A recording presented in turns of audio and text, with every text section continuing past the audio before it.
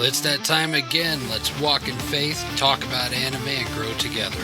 Welcome to Rev's Otaku Talk.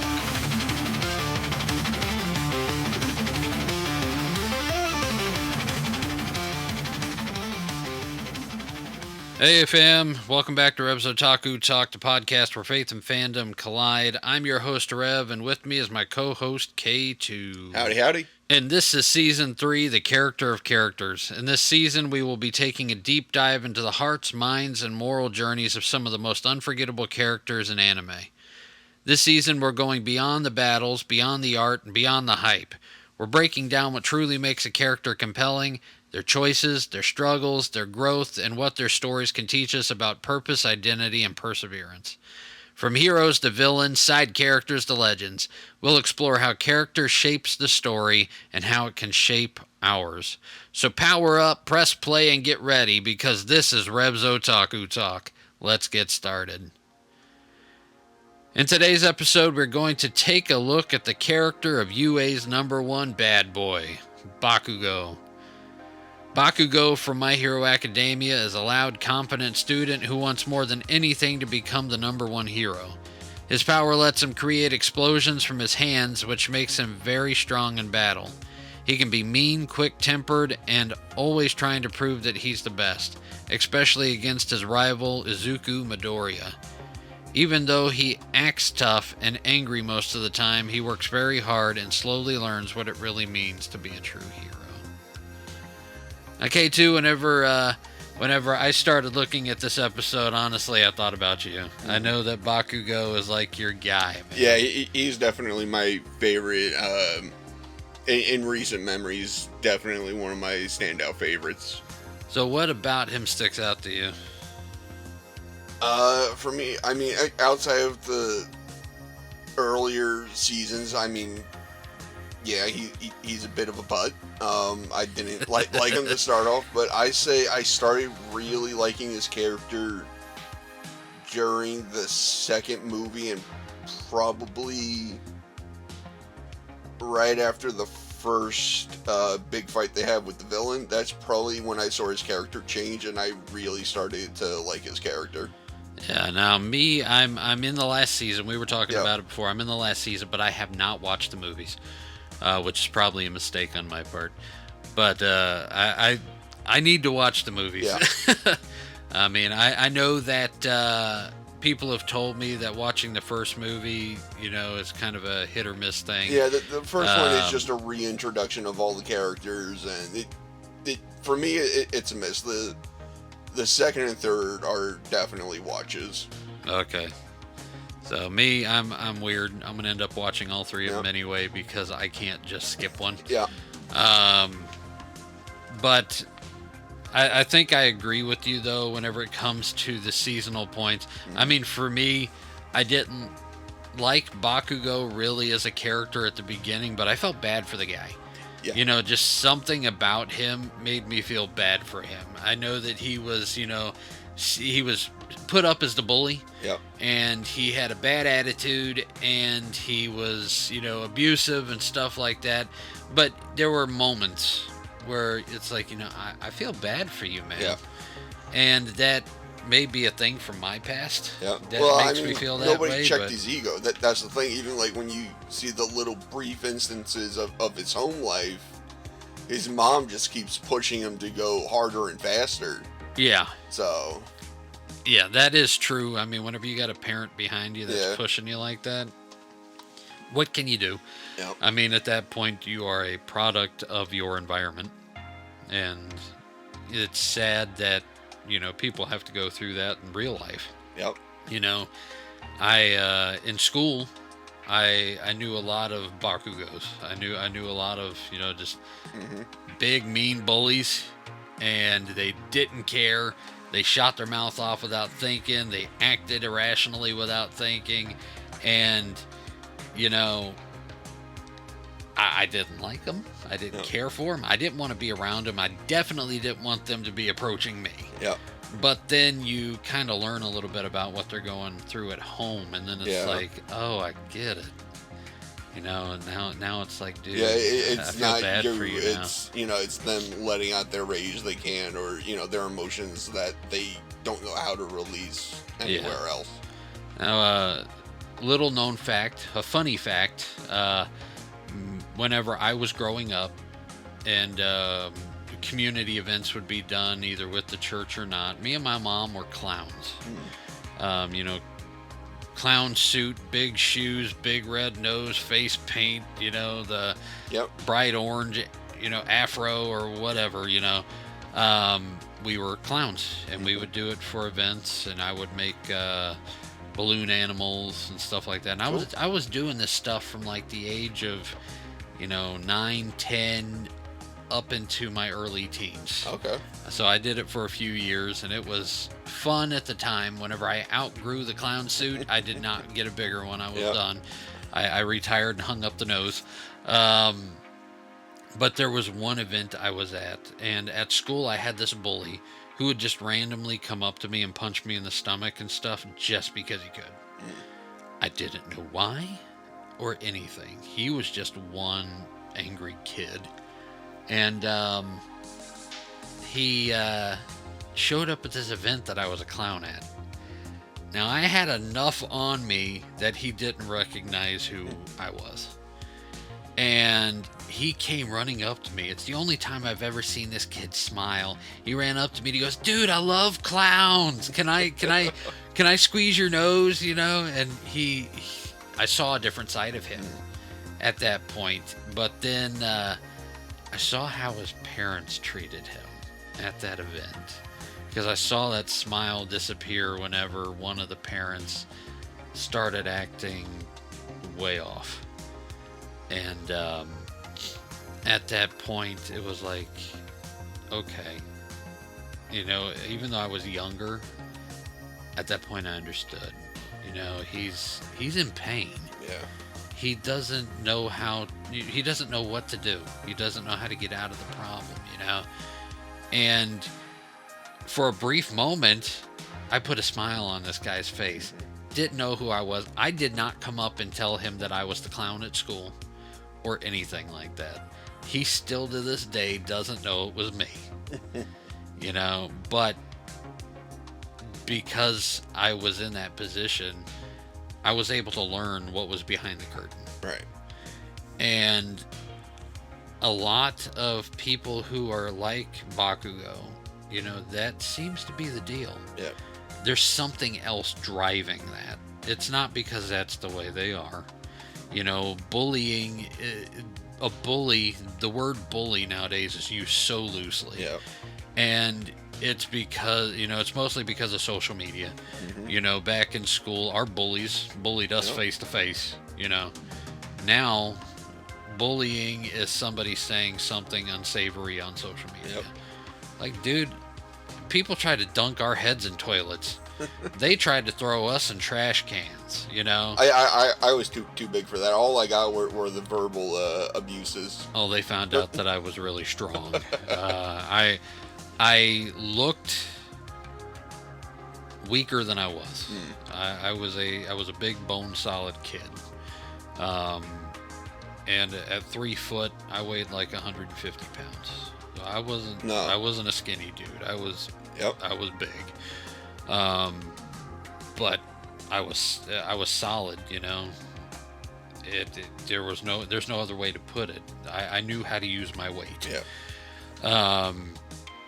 And one instance, I had a bully who tried to shove my head. 2 of them tried to shove my head in a toilet. Wow. And funny enough, one of them was class president. And I walked in, and he was taking a leak in the soap dispenser. And I just turned around and I went to walk out. I'm going to go tell admin because this is disgusting. And well, they pulled me back in, and they tried to shove me into the handicap stall and stick my head in the toilet. And I pushed my legs up against the wall, knocked them into the stall, and I shoved one of them into the toilet, and the other one I shoved out the door. And I booked it out of there. Yep. Like, dude, ain't no way. This ain't happening. Nope. I went to the office, and I'm like, look, our Mr. President was peeing in the soap dispenser. Him and his buddy tried to shove my head in the toilet. They probably need to go to the nurse because I'm gonna stand up for myself. Yep. You know, and me and the class president ended up becoming friends, you know, later on down the road. And the other guy, I have no idea. He went to a completely different school. Another time was, you know, did you do safety patrol up in New York? No. In elementary schools down here, once you hit 5th grade, they got the safety patrol program. Well, I was in the safety patrol program in 5th grade, and they actually gave us ranks back then. What was that, like a hall monitor, right? Yeah, Is that what it is? Okay. Except for they gave us, you know, a weird neon-colored sash thing, and they gave us badges. Okay. And back then, we had ranks. So, you know, your lieutenants, sergeant, captains, generals, you know, we actually had ranks, and we would work through the ranks. Cool. And I got to captain. Nice. I didn't go above captain. Why, I have no idea.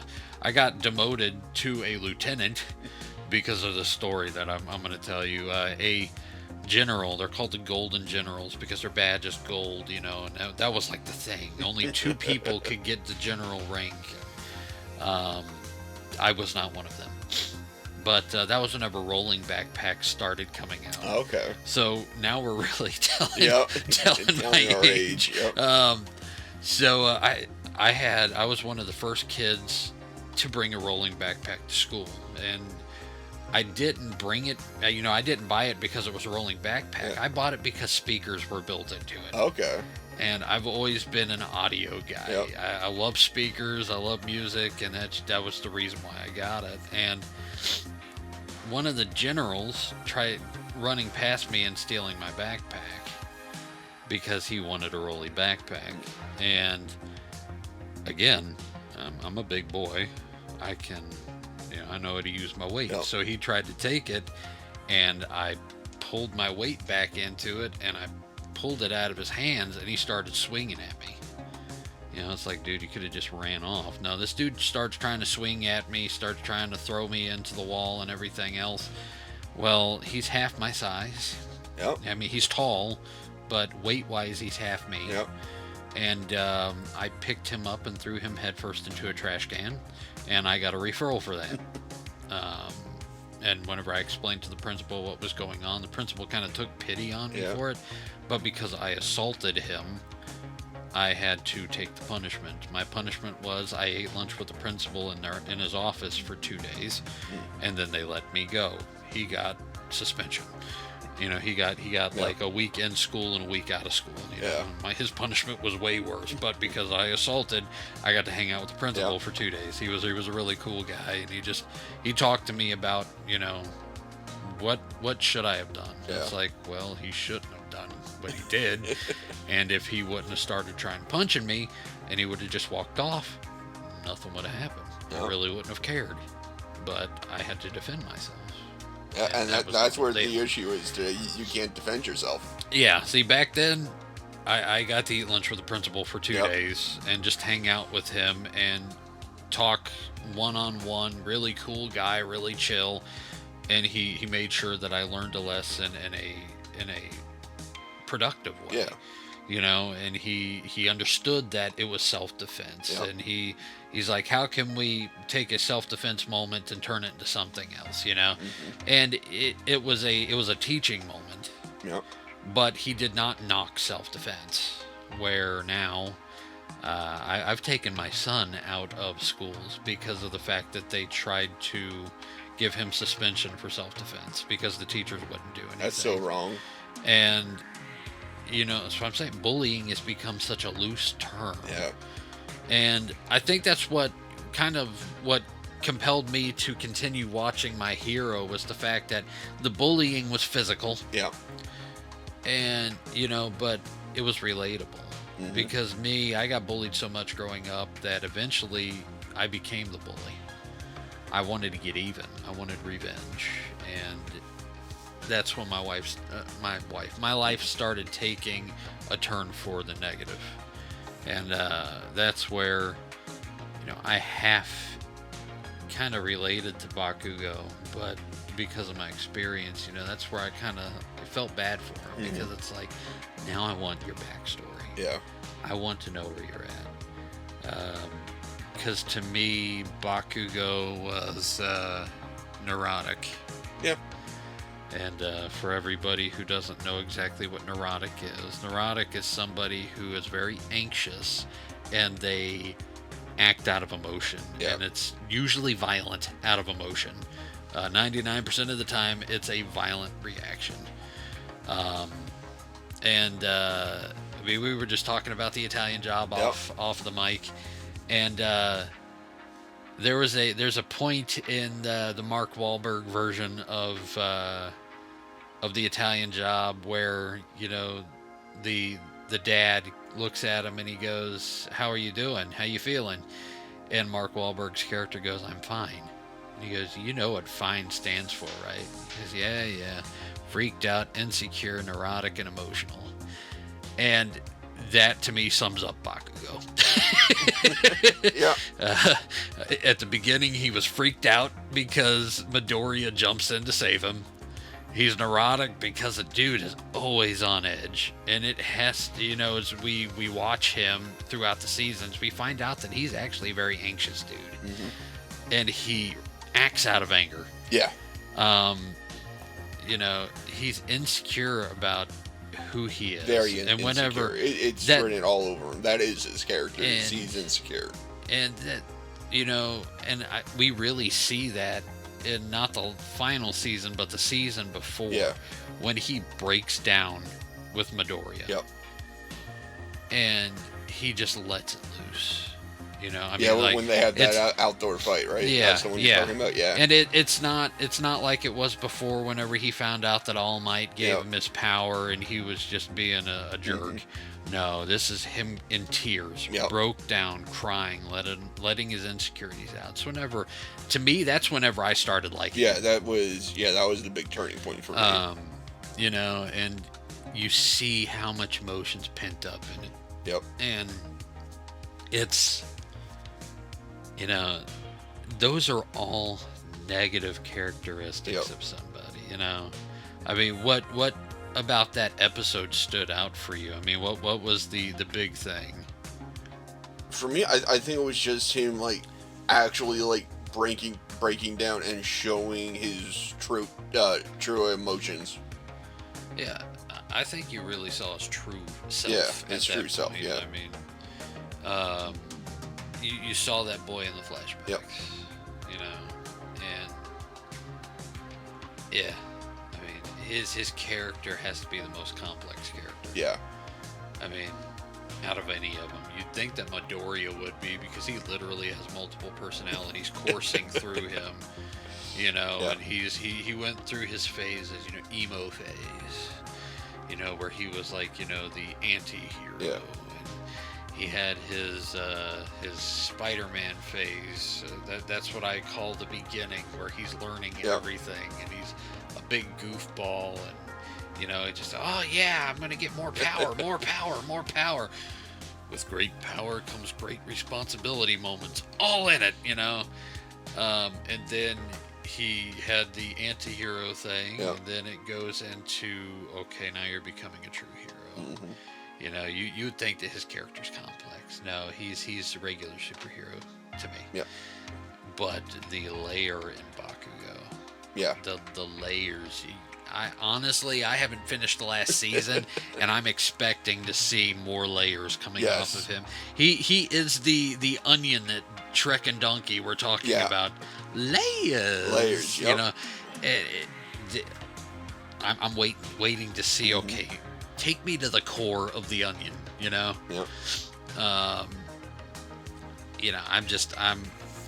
I'm really excited about it. Did you notice any positive characteristics about Bakugo? Oh, tons. He never stops. He always believes in himself. He's diligent. he's I'm thinking back to when they're at the training summer camp, and he's doing a lot of like the cook prep. He's doing, a lot of the stuff you wouldn't expect him to like be good at or useful at. Yeah. And he's like taking care of a lot of things. Yeah, honestly, I kind of forgot about that part. Yeah.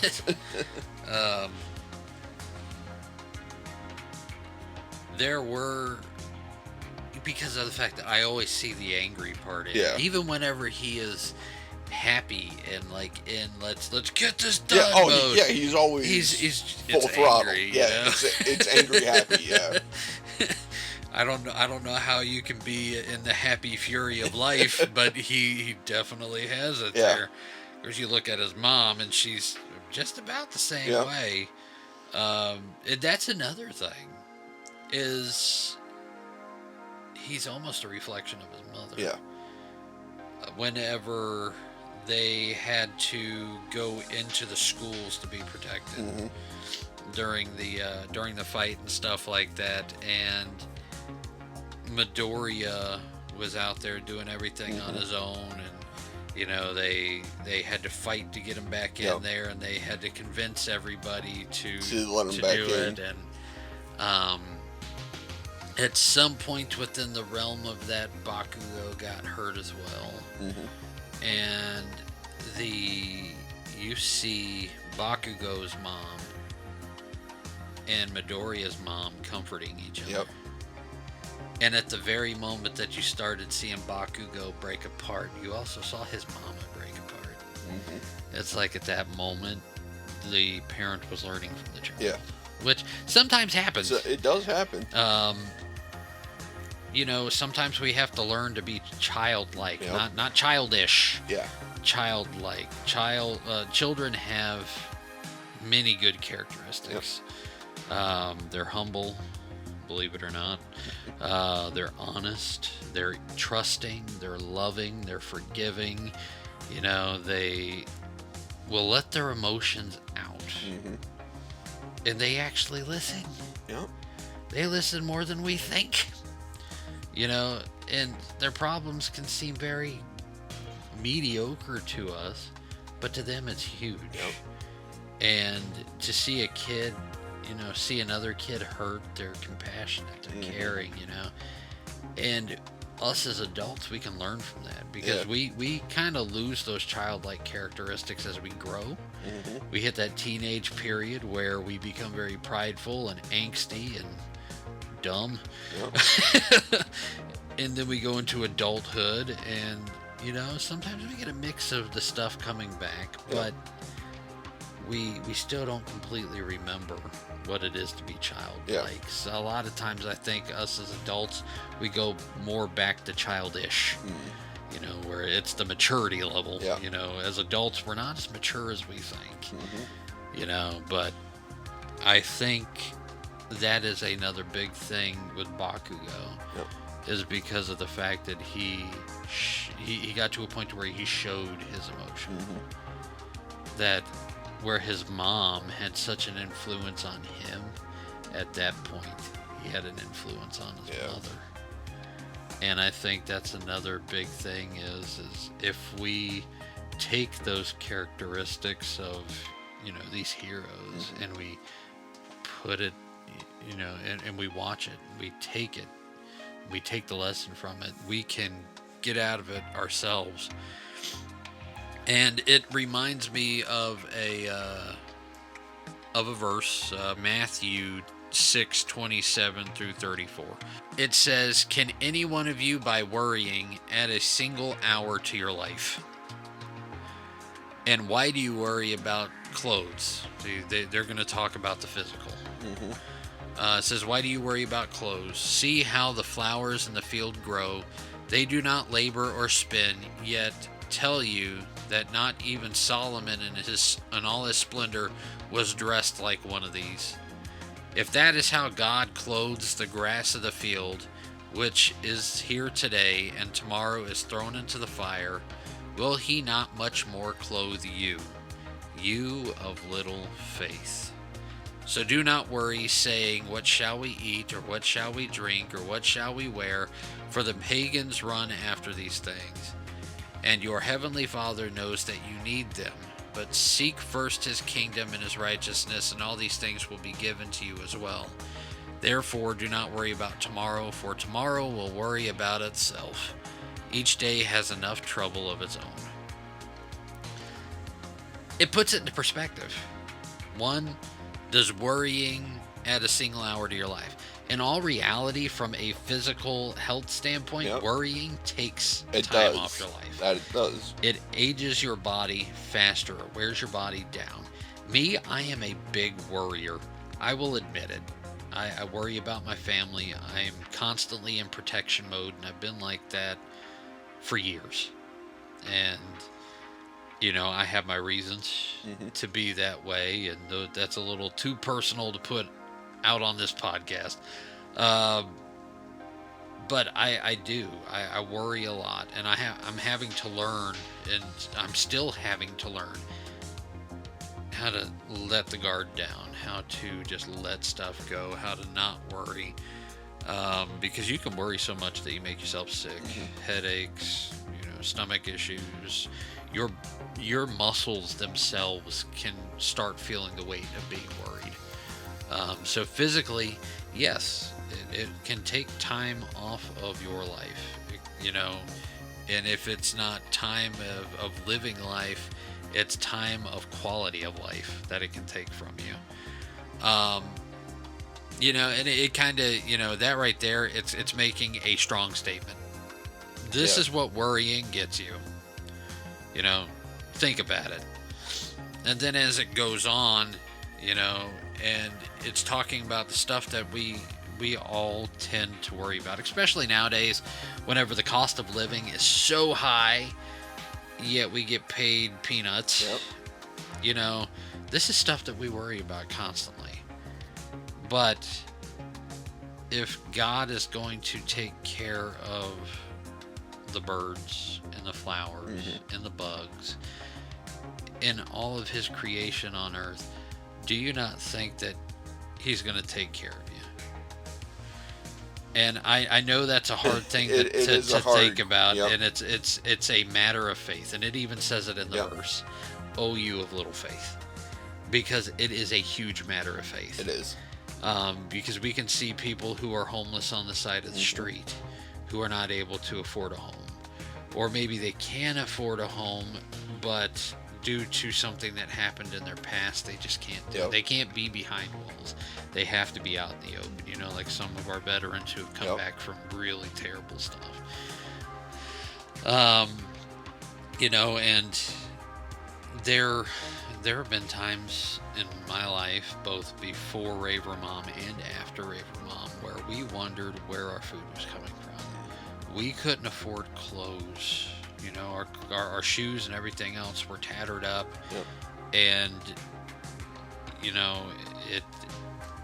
it was hard. We didn't know what we were gonna do, and in our worry, it just seemed like everything got worse. And whenever we took that leap of faith, and not even a big one, the Bible says if you have faith like the grain of a mustard seed, which is very tiny, you can tell a mountain to move from here to there and it'll move. True faith, just a very tiny amount, can make things happen. And it seems so easy. It seems very easy in perspective, but it's one of the hardest things in the world to do, because you are literally putting your hands into a God you cannot see, into a God that you can't hear. You can't, unless you really look, and take the time to listen, you're not going to experience what God has. But if you have just a tiny amount of faith, things can happen. For us, we didn't see what was in front of our face. God had the answer right there. Groceries appeared out of nowhere. check showed up in the mail. Yep. Somebody giving us clothes so that we can look good for work and, you know, actually get back into making the money. 1 year growing up, my parents were, they didn't know where Christmas was coming from. My mom was doing everything that she could. Weren't many presents going to be under the tree that year. And they were doing everything that they could to make it a good Christmas. And then teenagers knocked on the door. And you want to talk about bags upon bags of food and toys and presents and them just filling up our home. Wow. And it wasn't anything that my parents applied for. Yeah. Somebody, I guess, noticed something was going on, and there were some teenagers in the area that wanted to help somebody out, or help a couple of families, and they got our name. You know, they got our address, and they filled the fridge, they filled the pantry, they, you know, toys under the trees, not just for me, but for, you know, like stuff that my parents needed, like toiletries and again, clothing and stuff like that. And they didn't think that anything was going to be good. At that point, I was an only child. My brother wasn't in the picture yet. And they didn't know what was going to happen. They didn't know where the next meal was coming from. They didn't know anything. Whenever you can't afford soap or toilet paper, that's a big deal, you know? And they didn't know where anything was coming from, but they were not going to let their anxieties destroy what we did have. And through whatever means, God-fearing people who didn't know us from their right hand knew exactly what we needed. You know, and some people see that as fate, some people see that as luck. You know, for, you know, us as Christians, that was God intervening. That was the small amount of faith showing its face, you know. And it's not easy at all. It's not easy to have faith. Faith is one of the hardest things in the world. Faith literally is defined as believing in something you cannot see. You know, everybody says, oh, you can't see the wind, but you can feel its effects. We can't see God, but if we open our eyes, we can see where God has intervened in our lives. We can see his blessings. We just gotta look.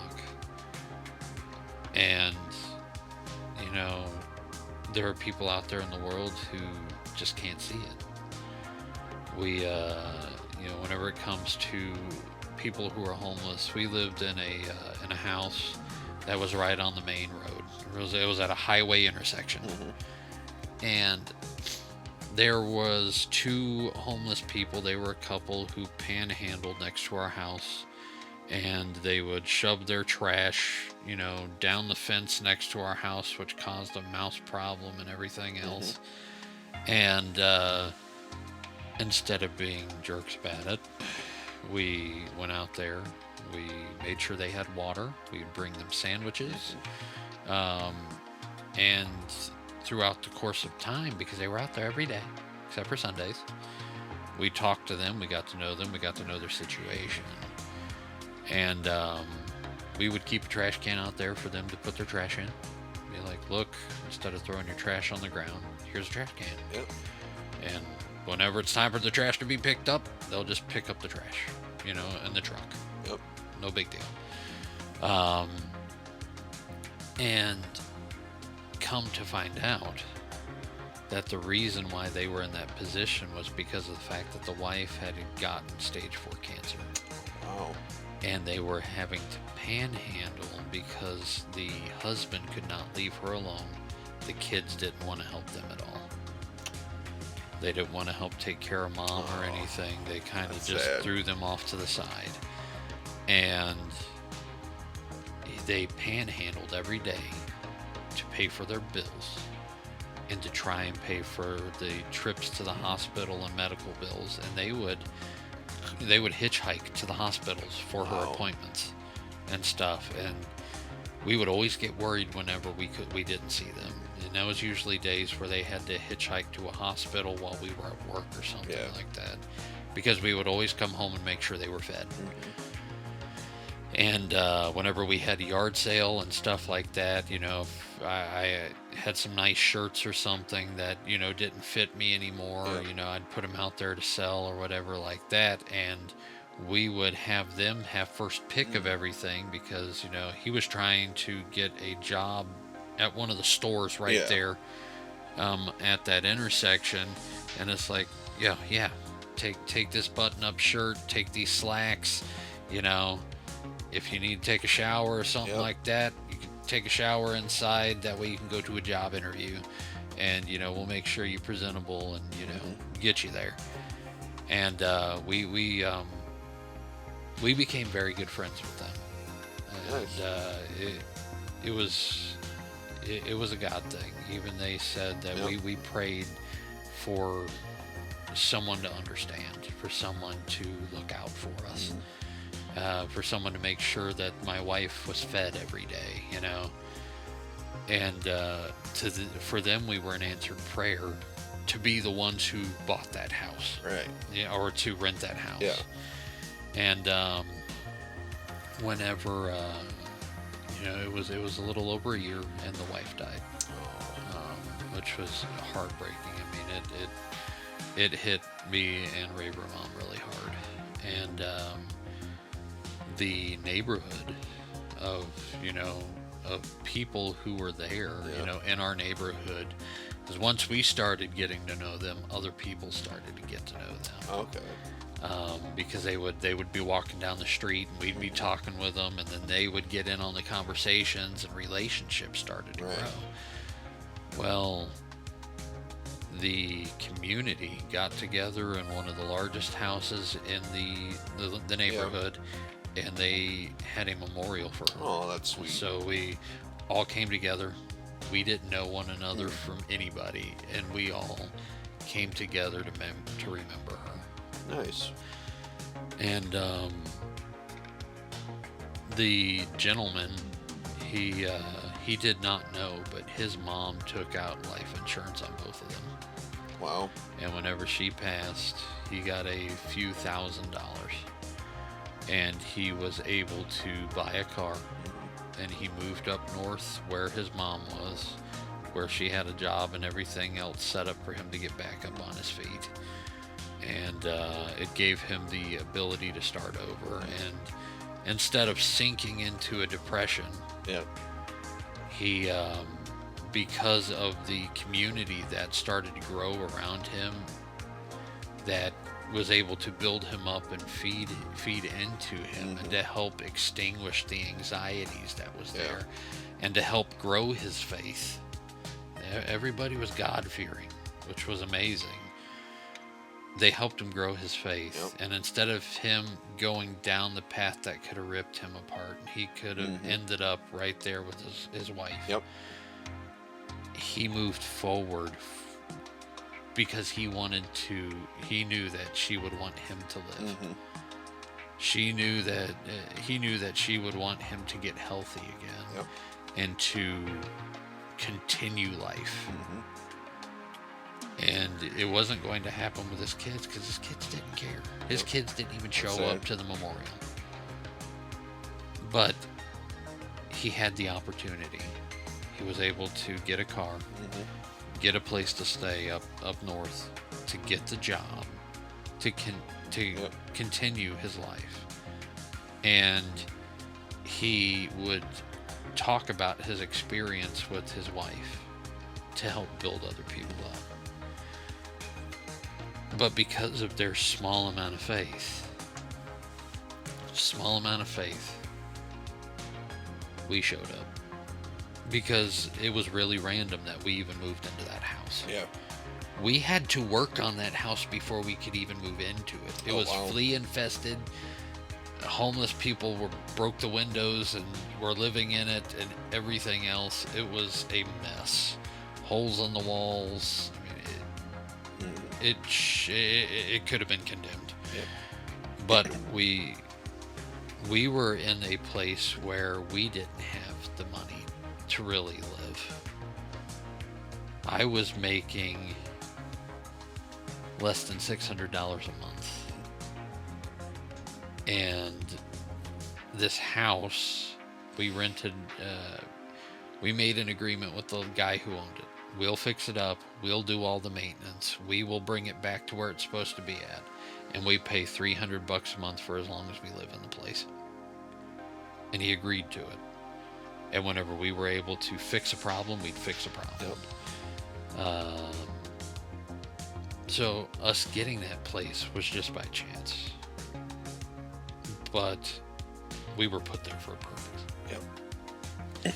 And just because two people spent every day praying that somebody would come into, that God would put somebody in their path. They had a little bit of faith in a terrible situation. Yep. And it helped them overcome the anxieties. Whenever she passed away, she wasn't anxious. She was actually a very happy lady whenever she passed away. Sick as she was, she enjoyed the last days of her life. And it's because of the fact that, you know, they had friends. They had people supporting them. Every day we would come out and sit down with them and talk. You know, whenever we could give them money to help them with their bills, we would make sure that we helped them with their bills, even though we didn't have much. But what we could give, we gave. You know, we were able, you know, their faith, it wasn't us. Yeah. We can't take the credit for it. It was their faith that decreased the anxieties of their life. And they would even tell, you know, they even told us, you know, he even told us, I don't think she would have lasted as long as she did. Wow. If it wasn't for the fact that we didn't judge them, because we were only one step ahead of them. We were so, it was one more job letting us loose. Yep. For us to be right where they were, you know. But they would thank us, but they would thank God on top of it. And they had every right to be like Bakugo. They had every right to be angry. Yep. They had every right to it. Most people in their situation would blame God. Yep. They would be mad at God. And at that point, I believe God understands. He understands that's pain.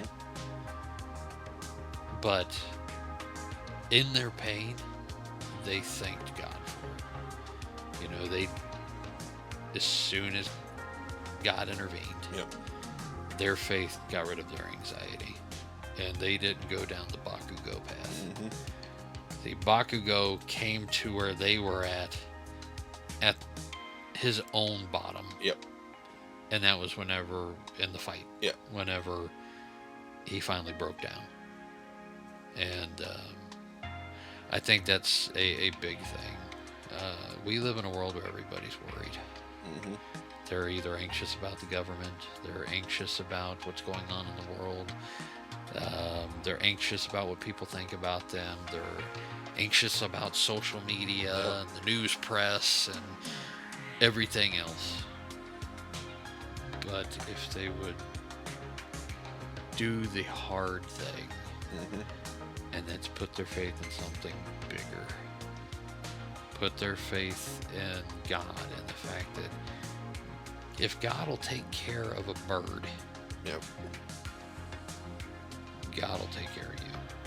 You're more important than the bird.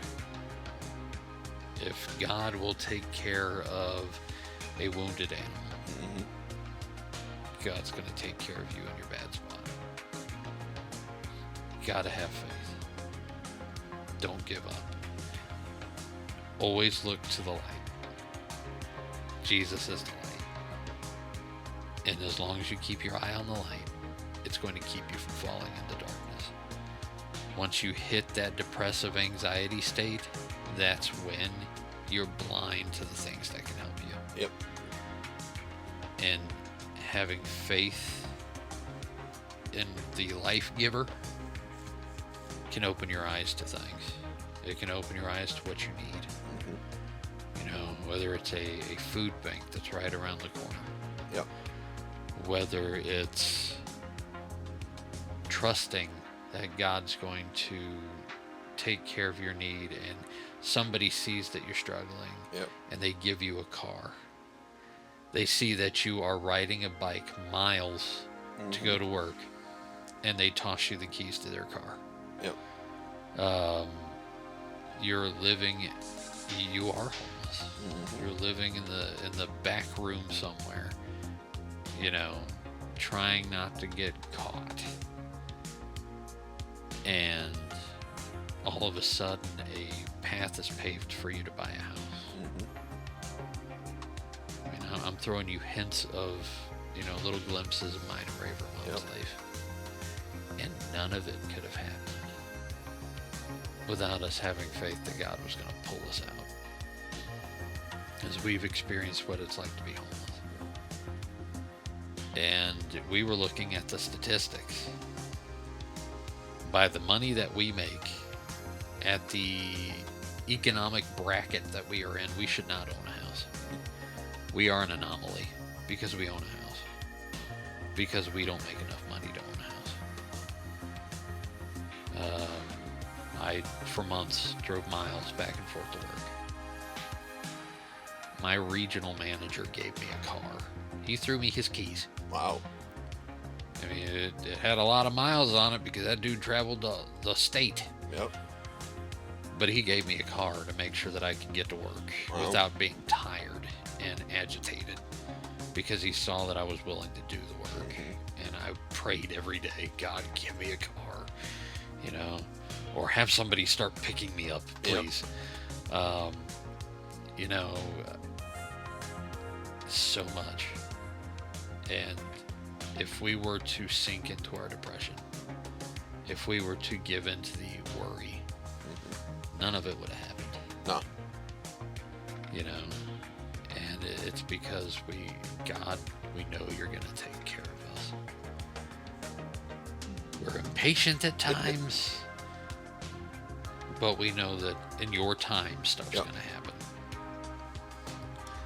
And all of these scenarios led me to another bad spot where I ended up meeting you. Yep. And this ministry happened.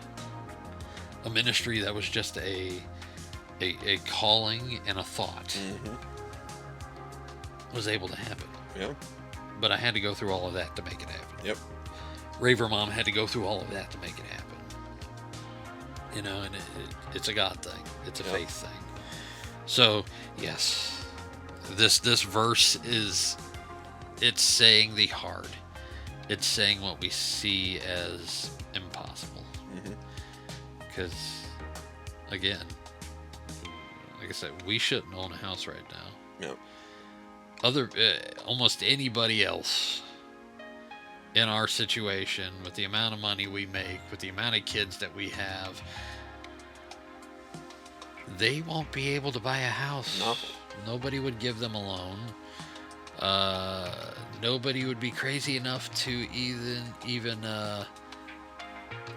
just think about it. Yeah. We are a bad bet. Okay. But here we are. Yeah. And the only thing that it could be was that God intervened at the right time.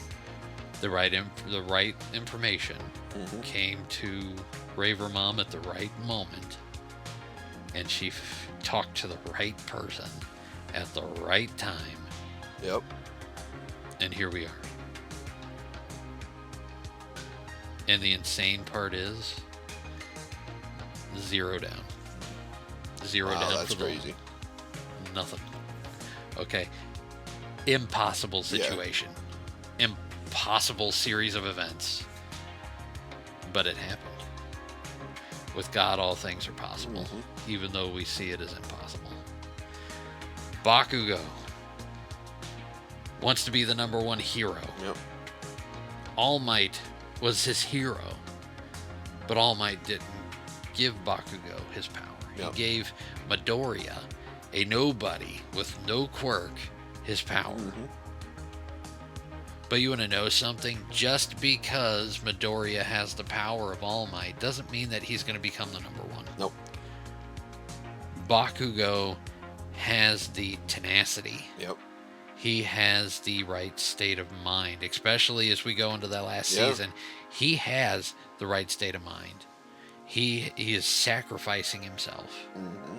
and he's doing it willingly, and he's beating himself up and pushing himself to limits that nobody would think he could do. He's doing things that people were like, how? Yep. You've never done that before. You haven't reached this point before. And it's that will make him number one. Do I think that Bakugo would become number one before Midoriya? Yeah. Yep.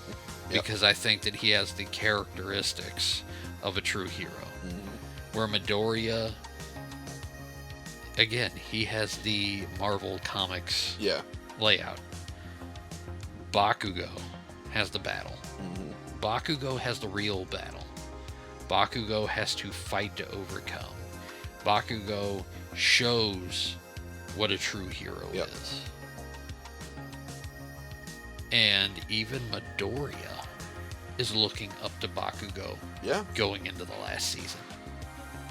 I mean, think about that. He's always looked up to him. That's the crazy part. So, in my mind, even if Midoriya in the storyline became number one, in Midoriya's head, he's not going to really be number one. Bakugo is. Yep.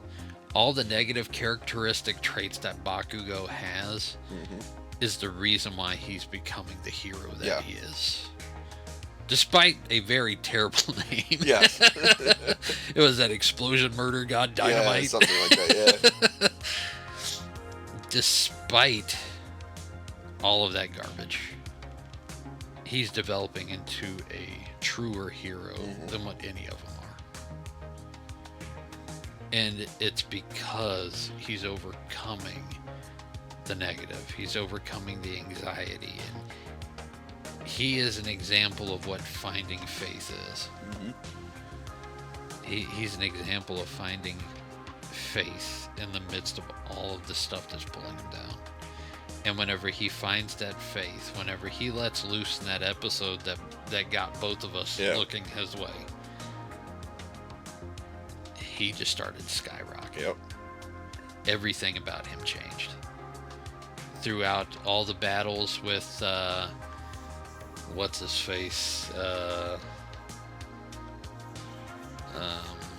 One for All. Yeah. The guy that he transferred his power into, starts with an S. Cannot remember his name. He's the guy who decays everything. Yeah. His powers decay. Yep. Throughout that entire battle, you see Bakugo letting everything go. Yep.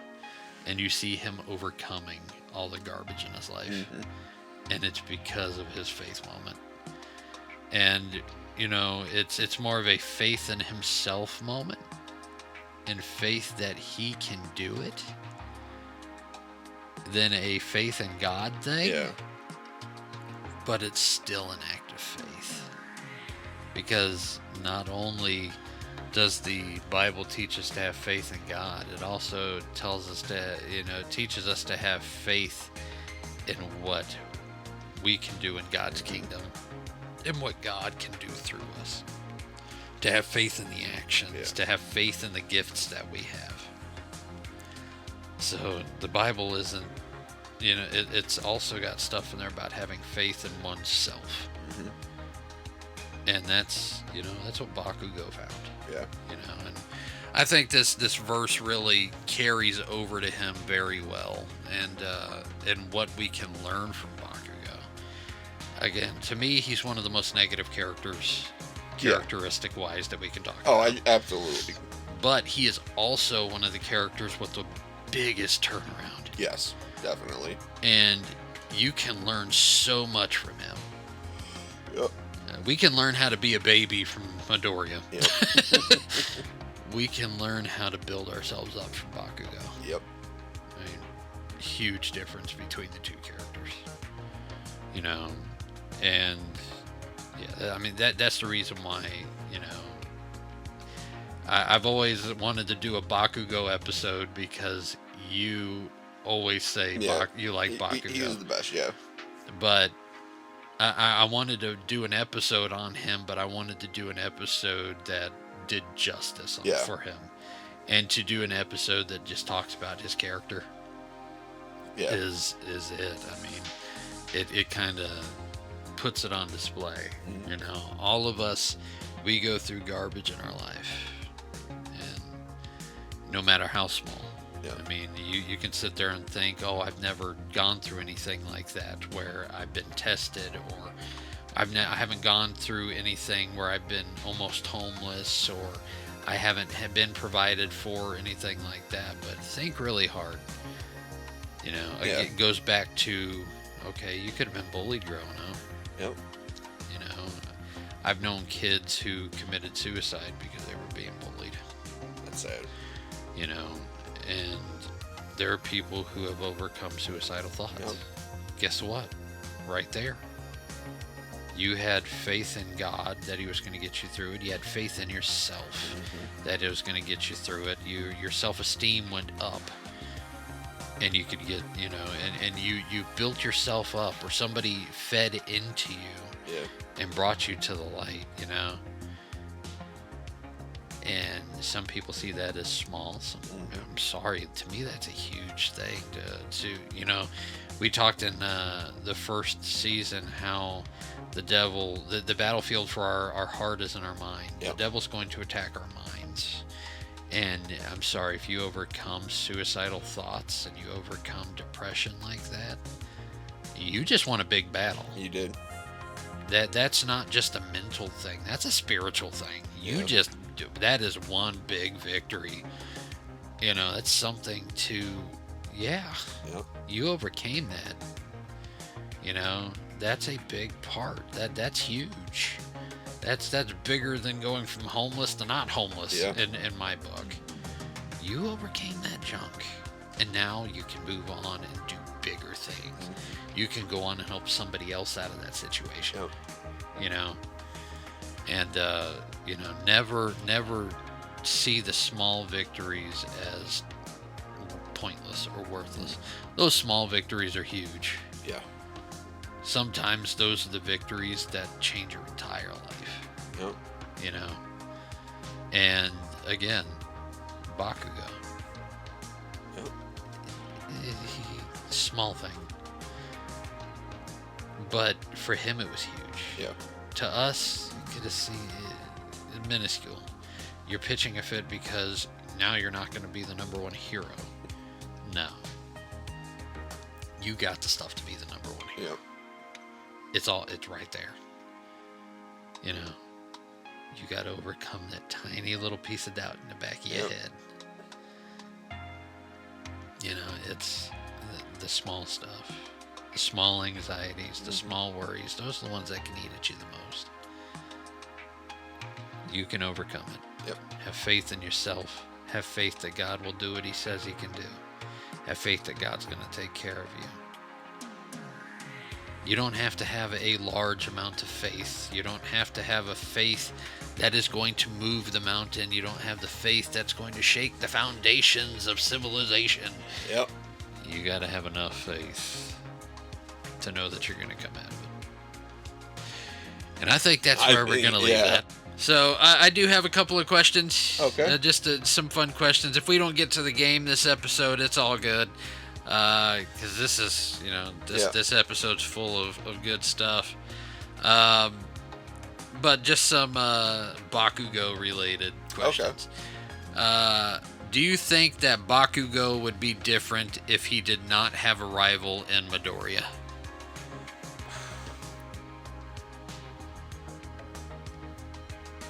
I don't think he would. I think he would be the same. Mm-hmm. Because he has the rival with Todoroki. He has. If Midoriya wasn't there, I think he would have a rivalry with Ingenium. Oh, okay. Yeah. Okay.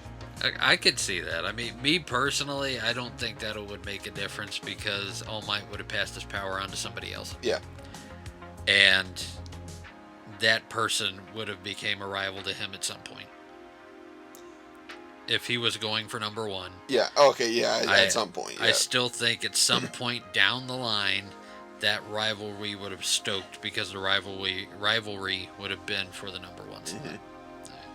So he would have been older by the time that happened. Where with Midoriya being his rival at a younger age, that battle went at a young part.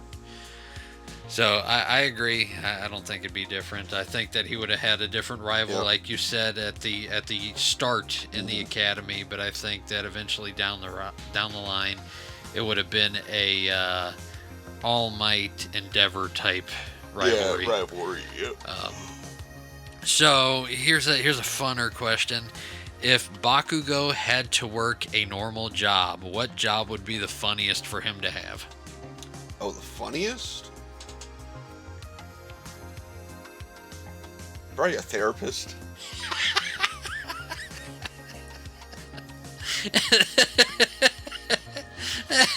That would be hilarious. Oh, that's terrible. Tell me how you feel about that. Suck it up. He's the therapist we all need. Yep. Get over yourself. Do you think that they'd be in here whining? No. Go out there and kick their butt, then you don't have to worry about it. He'd be an 80s, 90s therapist.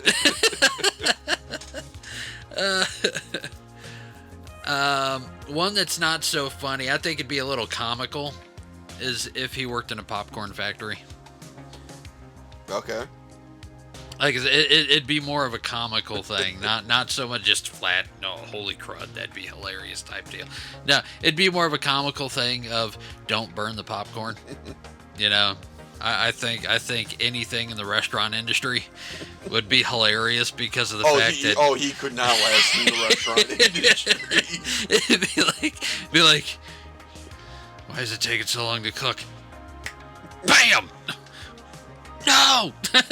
Oh, no. Could you imagine him having a bad customer? The excitement that he would have whenever somebody wants their steak well done. No, return. That would be even worse. What do you mean it wasn't cooked properly? That'd be terrible. Bakugo in a service industry, period. Would you see him as a hotel concierge?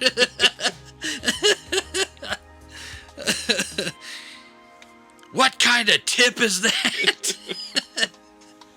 Here's your luggage, extra crispy.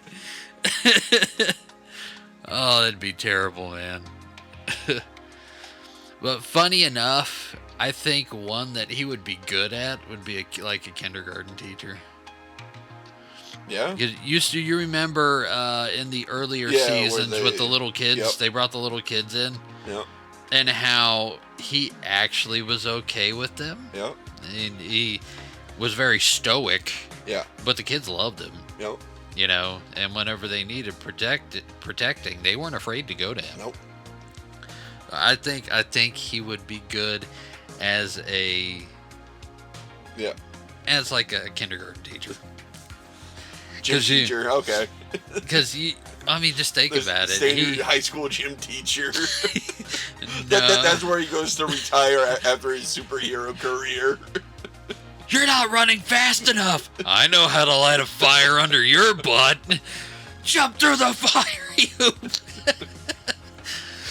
But yeah, the kids, they do a good job, and then he sticks his hands in the air, and he just lets little pellets of sweat out, and fireworks. He'd be the amazing one. Yeah, those who can't do, teach. Those who can't teach, teach Jim. Yeah, no, that'd be terrible. I don't want to go swimming. You don't want to go in the pool? Fine. As he makes all the water evaporate, throws you a skateboard. Get in the pool. Yeah, that'd be funny. All right, man. Do you have anything to add? No. I got nothing. All right. Well, like I said, we went a little long in the discussion, so I think we could skip the game this week. All right. Skip the questions in a cup and stuff like that, because we would run very long if we did that. But I think the episode's been good. I honestly think that it was something that evolved into something else. Yeah. And I think that this episode had a whole lot of good. Mm-hmm. I mean, from possibly, again, the most negative character. Yep. It has, to me, the most good that we're probably going to pull out of any of it. But join us as we close in prayer. Father God, I thank you for the opportunity to, come before you and to be able to talk to you daily, to put our worries before you, Father God, to come to you as a ear that listens, a hand that comforts and guides, someone who can take care of us if we take a moment to stop and have just the smallest amount of faith.